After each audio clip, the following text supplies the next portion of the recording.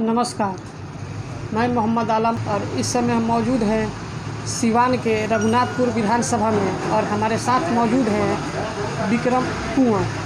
आइए उनसे बात करते हैं। सर, बहुत बहुत स्वागत है आपका। आप लोगों का भी बहुत बहुत स्वागत है, धन्यवाद आप लोगों को। सर, पहले आप राजद में थे, फिर आप बीजेपी में गए, फिर आप राजद में आए। इसका देखिए, हमारी राजनीति पैदाइशी भाजपा से है। जी। कुछ परिवर्तन हुआ जिसके वजह से मुझे राजद में जाना पड़ा। जैसे 80 और 85 के चुनाव में जनार्दन तिवारी होते थे भाजपा के कैंडिडेट, हम होते थे रघुनाथपुर से कैंडिडेट। जनार्दन तिवारी यहाँ हमसे काम करा लेते थे, हमारे यहाँ जाकर वो कांग्रेस को मदद करने लगते थे भाजपा। हम उस समय भाजपा नेताओं से कहा कि भाई ऐसा ऐसा बात है, कैसे चलेगा। भाजपा नेताओं ने कोई कार्रवाई नहीं किया, तो हम भाजपा को छोड़ दिए। भाजपा को जब छोड़ दिए तो उसमें राष्ट्रीय जनता दल था, राष्ट्रीय जनता दल में हम चले गए।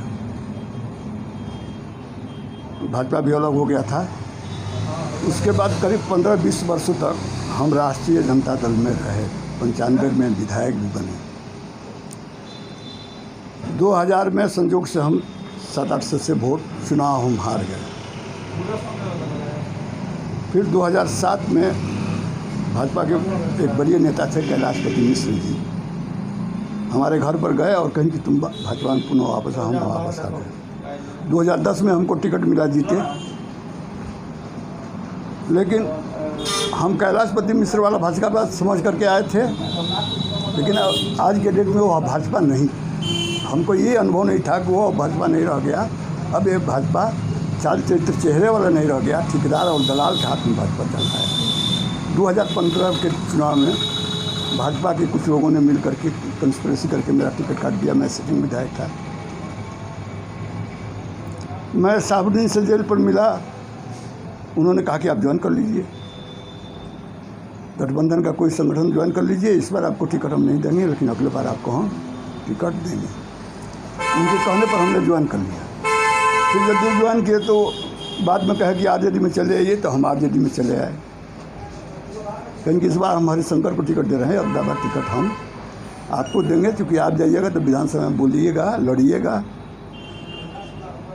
तो हम आगे। आपको क्या लगता है कि हरिशंकर यादव जो है अभी वहाँ से सिटिंग विधायक है, तो वो उनका टिकट काट के आपको टिकट देंगे? वो बोल पार्टी सर्वे करा रहा है और आरजेडी में बहुत टिकट कटेगा सर्वे के हिसाब से। सर्वे में जिसका नाम आएगा उसी को टिकट मिलेगा, ये नहीं कि सबको टिकट मिल जाएगा। पार्टी सर्वे करा रही है, जिसका नाम आएगा उसी को पार्टी इस बार टिकट देगी। तो आपको अगर टिकट मिलता है तो आपका चुनावी मुद्दा क्या होगा? महंगाई, बेरोजगारी, भ्रष्टाचार, क्षेत्र का विकास, यही मुद्दा होगा। एक और ख़ास बात है कि जिस तरह से दिन प्रतिदिन कोरोना का केस भयावह होते जा रहा है, वैसे में बाढ़ का स्थिति है, और ऐसे में चुनाव आयोग का फैसला है कि तय समय पर चुनाव होगा, तो इस पे आपका क्या व्यक्तिगत विचार होगा? मेरा व्यक्तिगत विचार है कि तत्काल चुनाव स्थगित कर देना चाहिए कोरोना काल में। नहीं, चुनाव के बाद लाखों लोग मारे जाएंगे, हजारों कर्मचारी मरेंगे कोरोना की बीमारी से। चुनाव को स्थगित कर दिया जाए और जब कोरोना बीमारी समाप्त हो तब चुनाव कराया जाए। तो इसके पीछे क्या लग रहा है आपको कि जो अभी सत्ता में सरकार है उनका कोई साजिश के तहत चुनाव कराया जाए? बिहार की जनता को ये लोग मारना चाहते हैं। मैंने बिहार की जनता से कोई लगाव नहीं, सिर्फ कुर्सी से। इन लोगों को कुर्सी से लगाव है, सत्ता से लगाव है, जनता से कोई लगाव नहीं है। नहीं तो जनहित में जरा भी सोचेंगे तो चुनाव नहीं करावेंगे समय पर। 6 महीना के बाद करावेंगे, जब कोरोना काल खत्म हो जाएगा तब कराना चाहिए चुनाव। अभी आप, तो आप देखिए ना, पूर्व राष्ट्रपति, हमारे गृह मंत्री, पेट्रोलियम मंत्री, कितने एमएलए एमपी मर गए, कितने पार्टी के अध्यक्ष, आपका नगर अध्यक्ष सिवान का श्रीवास्तव थे, वो मर गए। लोग मर रहे हैं। न देश का नेता मरेगा, न प्रदेश का नेता मरेगा। इसमें मरेगा 50% जिला का नेता और बाकी ब्लॉक और गांव का नेता वर्कर मरेगा। ये लोग तो दिल्ली में बैठे, पटना में बैठे राज भोग लेंगे, लेकिन मरेगा साधारणतः आपका शिक्षक मरेगा, कर्मचारी मरेगा, ये लोग थोड़े मरेंगे। जो मतलब आपका कहना है कि जो कोरोना के फाइटर हैं, जो कोरोना हाँ। के लिए मदद कर रहे हैं, ज़्यादातर वही लोग मरेंगे। हाँ, वही लोग मरेंगे। देखिए, कोरोना में के लड़ाई में बूथ पर तो वर्कर जाएगा, गांव में तो वर्कर घूमेगा, कोई नेता तो घूमेगा नहीं, तो मरेगा तो वहीं। आज अभी भाजपा का हुआ था, कौन सम्मेलन हो रैली हुआ था, नहीं, वर्चुअल रैली किया था। आप जरा पता करा लीजिए। सिवान जिला में 50 से एक भाजपा का पूर्व जिला प्रखंड नगर अध्यक्ष मर गया, 50 लोग क्वारंटीन हो गए, कोरोना उनको हो गया। सुनील सिंह MLC मर गए, दर्जनों मंत्री, आधा दर्जन से ऊपर मंत्री और 1 MLA लोग क्वारंटीन है। चुनाव को स्थगित कर देना चाहिए। सर्वे करा ले सरकार को, हिम्मत है तो जनता में, जनता नहीं चाहती है चुनाव, और लोग वोट देने बहुत कम लोग जाएगा। अगर चुनाव होता है तो भारी मात्रा में लोग वोटिंग करने नहीं जाएंगे। डर से नहीं जाएंगे, कोरोना के डर से नहीं जाएंगे। इस जहाँ भी चुनाव हुआ वहाँ तो भीड़ का माहौल होगा ही, होना इसी ही वजह है। से लोग नहीं जाएंगे। और किसको बीमारी है किसको नहीं है कौन जानता है। कर्मचारी मरेंगे, हमारे शिक्षक मरेंगे। इन लोगों को जैसे पटना के सचिवालय के कर्मचारियों ने चुनाव को लिख कर दे दिया कि हम चुनाव काम में नहीं जाएंगे। यहाँ के कर्मचारी को, शिक्षकों को भी लिख कर देना चाहिए कि जब तक कोरोना का खत्म नहीं होता हम चुनाव कार्य में नहीं लगेंगे। इस बार आपका मतलब पूरा विश्वास है कि आपको ही टिकट रघुनाथपुर विधानसभा से मिल रहा देखिए, है? साबुद्दीन साहब हमको कहे थे, उनके कहने पर आए हैं, और वो जो कहते हैं करते हैं, समझे। हमको वो टिकट देंगे। और रघुनाथपुर की लड़ाई जो विधायक हैं उनके बस की लड़ाई नहीं है। एक ठेपा ग्रेजुएट है जो अभी वहाँ के सिटिंग विधायक है हरिशंकर यादव, तो आपका कहना है कि वो ठेपा ग्रेजुएट है और उनसे इस बार कमान नहीं संभाल पाएगा रघुनाथपुर नहीं का। समझ। उनके सब पिछले चुनाव में भी उनके सब जाती आधा लोग उनको वोट नहीं दिए थे। हरिशंकर यादव भी तो शहाबुद्दीन के काफ़ी करीबी माने जाते हैं। करीबी माने जाते हैं, इसलिए माने जाते हैं कि झूठो एक बार मीडिया में एक बार बोल देते हैं। कई विधानसभा में शहाबुद्दीन को, आप विधानसभा में सुनते हुए, हर सत्र में शहाबुद्दीन को गाली दिया जाता है। कभी इन्होंने प्रोटेस्ट किया क्या? आवाज़ नहीं है, पढ़े लिखे नहीं हैं, जो अपना सुरक्षा नहीं कर सकता है, और शहाबुद्दीन के कोच को क्या सुरक्षा करेगा? उसके लिए करने के लिए ज़रूरत है। आज ज़रूरत है दबंग आदमी का। सिवान में करप्शन हो रहा है, लूट हो रहा है, बाढ़ से जनता मर रही है, कोरोना से मर रही। कोई बोलने वाला है?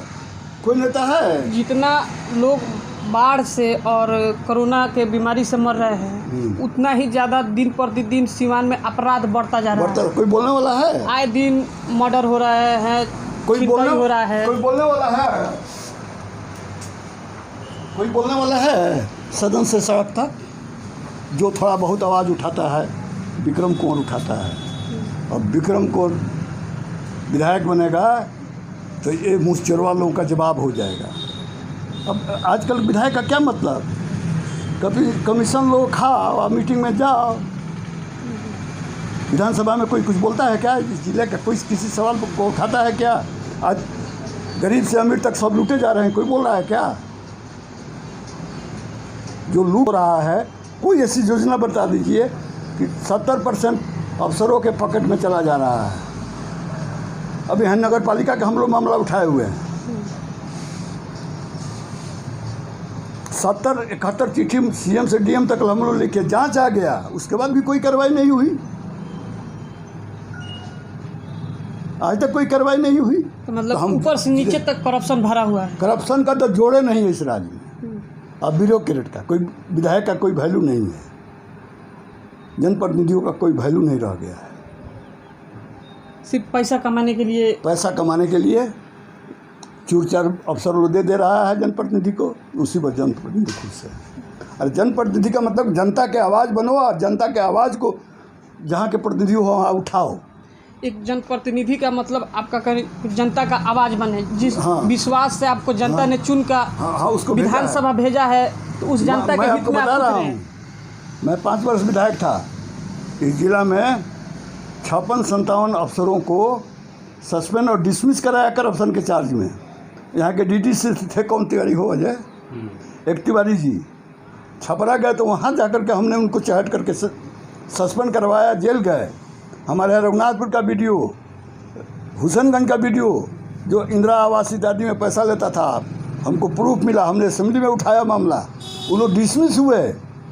कितने जनप्रतिनिधि जो पैसा वसूलते थे उनको हमने जेल भिजवाया। जब आप मतलब एमएलए थे तो करप्शन आपके काबू में था? कंट्रोल रखते थे, डरता था लोग, सभी आला अधिकारी आपसे डरते थे? हमसे डरते थे, हमारे आवाज़ से डरते थे, समझे, कंट्रोल रहता था। आज क्या है, कोई ऐसा योजना बता दीजिए जिसमें लूट नहीं हो रहा है, कोई देखने वाला नहीं है। इसका कारण है विधायक लोग ठीक से अपना अति नहीं कर रहे हैं, जिम्मेवारी नहीं निभा रहे हैं। लालू यादव के नाम पर, नीतीश कुमार के नाम पर एमएलए हो जाते हैं, भाजपा के नाम पर एमएलए हो जाते हैं। हम कमाएं, जनता जाए भाड़ में, इसी फेरे में लगे हुए हैं। चुनाव में एक बहुत बड़ा फैक्टर आ जाता है धर्म का। जैसे जैसे चुनाव नज़दीक आता है वैसे वैसे वो धार्मिक रूप ले लेता है, तो इस पे आपका क्या कहना? देखिए, हम चुनाव लड़ेंगे तो ये सब कोई फैक्टर नहीं रहेगा। आपका चुनाव विकास का होगा? हमारा विकास का होगा, हमारा धर्म का नहीं होगा, हमारा होगा तरक्की का होगा, हमारा होगा करप्शन पर रोक का होगा। धर्म के आधार पर हम चुनाव क्यों लड़ेंगे भाई? जो हमारे साथ है वही हमारा धर्म है, हम क्यों फेरा में पड़ेंगे? अगर इस बार भी आप एमएलए बन जाते हैं तो फिर वही डर अधिकारियों के मन में ला दीजिएगा? हाँ, वही डर ला देंगे। यहीं तक नहीं, साहबुद्दीन के अधूरा काम जो बचा हुआ है, जिसको आज जो साहबुद्दीन ने सीवान जिला में कराया है, आज उसका बुरा हालत है, उसको पहले दुरुस्त कराऊंगा। मैं जानता हूँ कायदा की कैसे होगा, क्योंकि असेंबली में मैं क्वेश्चन करूँगा, असेंबली में मैं आवाज़ उठाऊँगा। यहाँ का इंडोर स्टेडियम है, कौन स्टेडियम है वो है, राजेंद्र स्टेडियम है, इत्यादि जो काम किया है साहबुद्दीन, आज भेंगा बोर्ड की तरह पड़ा हुआ है। राजनीतिक मतभेद हमारा आपसे हो सकता है, लेकिन विकास के नाम पर तो नहीं होना चाहिए। सरकार को देखना चाहिए, यहाँ की सांसद एमएलए को देखना चाहिए कि भाई स्टेडियम खराब हो रहा है, इंडोर स्टेडियम हालत ख़राब है, उसको ठीक कराइए। उससे किसको फ़ायदा होगा? जिले के लोगों को फ़ायदा होगा। तो ये लोग तो करेंगे नहीं। साहबुद्दीन बनवाया, इसलिए छोड़ दो, भेंगा बोर्ड में चला जाए। नहीं बनवाते हैं, नहीं कार्य करते हैं कि इससे साहबुद्दीन का नाम हो, इसलिए साहबुद्दीन तो उसका स्थापना वही किए थे। मर्दे दम तक साहबुद्दीन क्या नाम हो उस पर रहेगा, किसी के रुकने से नहीं रुकाने वाला है। एक आखिरी सवाल आपसे कि विकास के मामले में आपका रघुनाथपुर कहाँ है? मैं अपने क्षेत्र में रेनुआ का पुल देख रहे हैं, अंदर का पुल देख रहे हैं, ऐसे 2 करोड़ से ऊपर कम से कम 15-16 पुल बनवाया। जितने हाई स्कूल थे सबको 10+2 बनवाया, और जिन पंचायतों में हाई स्कूल नहीं थे, मिडिल स्कूल को प्रमोशन करा करके हाई स्कूल में कन्वर्ट मैंने करवाया। बिजली के मामले में पहले हमारे यहाँ हमको बिजली लेने के लिए पचरुखी पर इंतज़ार करना पड़ता था। पचरुखी चांदपुर को भेजता था, चांदपुर रघुनाथपुर को भेजता था। आज रघुनाथपुर से सब जगह बिजली जा रहा है, वो विक्रम कुंवर का देन। और मैं आजकल के एमएलए लोग अपने फंड से ट्रांसफार्मर नहीं देंगे, इसलिए नहीं देते हैं कि कमीशन नहीं मिलता है उसमें। हमने 157 ट्रांसफार्मर, जिन गाँवों में ट्रांसफार्मर जल जाता था, हम अपने फंड से देते थे कि लोन लगाओ, और लाठी डंडा लेकर के बिजली, सड़क, स्वास्थ्य और रोड पर हमने कहा, हम जो रोड आप देख रहे हैं रघुनाथपुर ब्लॉक में क्षेत्र में 60% रोड हम अपने समय में बनवा दिया था। और लोगों को नहीं मालूम है, प्रधानमंत्री सड़क योजना, प्रधानमंत्री अटल जी का शुरू किया हुआ योजना है, रघुवंश भगत सिंह का शुरू किया हुआ है, लेकिन वो विधायक का उसमें अनुशंसा लिया जाता था। हम अनुशंसा ज़बरदस्ती दे दे कर करवाते थे। और हमारे समय में हमने अपने एक बुकलेट बनवाया था पूरे कंस्टिट्यूंसी का, वो किताब अगली बार आप लोग को दिखावेंगे। पूरे कंस्टिट्यूंसी का रोड का नाम, नक्शा सब है उसमें। खाली हम जो काम किए थे 5 वर्ष में, हमारे विधायक उसको बढ़ाए रहते तो रघुनाथपुर में रोड नहीं रहता खाली। शिक्षा के क्षेत्र में तो हमने आप पता कर रहे 26-27 मिडिल स्कूल को हमने हाई स्कूल में अपग्रेड कराया। अब बोलने से नहीं होगा, उसके लिए कलम चलाना पड़ता है। हमारा विधायक की बात है, कलम चलाना जानता नहीं है, घूम खा के नाम लिख लेता है। जो पढ़ेगा जो लिखेगा वही कुछ बोलेगा, दूसरा कोई नहीं बोलेगा। हमारे रीति में कहने कोई 7 दिन के खिलाफ बोल लेता था, विधानसभा में छाती पर चढ़ जाते थे। इसलिए हमको उम्मीद है कि टिकट मिलेगा, मैं चुनाव लड़ूंगा। एक बार फिर से रघुनाथपुर में विकास की गंगा बहेगी, जो आपने अधूरा छोड़ा है। जो अधूरा मैंने छोड़ा है उसको पूरा करेंगे। अब भ्रष्टाचार, अब भ्रष्टाचारियों पर कठोर से कठोर कार्रवाई करेंगे। अब वह कार्रवाई असेंबली में क्वेश्चन करने के बाद ही होगा, जांच के बाद ही होगा। और दूसरे के कुबत दम नहीं है कि ये सब कर सके। किसी को ये नहीं करेगा कि क्वेश्चन क्या होता है। हमारे विधायक जी का बात करते हैं, जरा उनसे रघुनाथपुर विधानसभा में लिखवा दीजिए। मतलब इतने एथली हैं कि वो अपना विधानसभा का नाम फुल नहीं लिख सकते। हाँ, ठेल ठाल के दस्तखत करते हैं। वो अपना खुद का दस्तखत ठेल ठाल के करते हाँ, हैं। परिस्थिति था उसमें, साहुद्दीन ने टिकट दे दिया।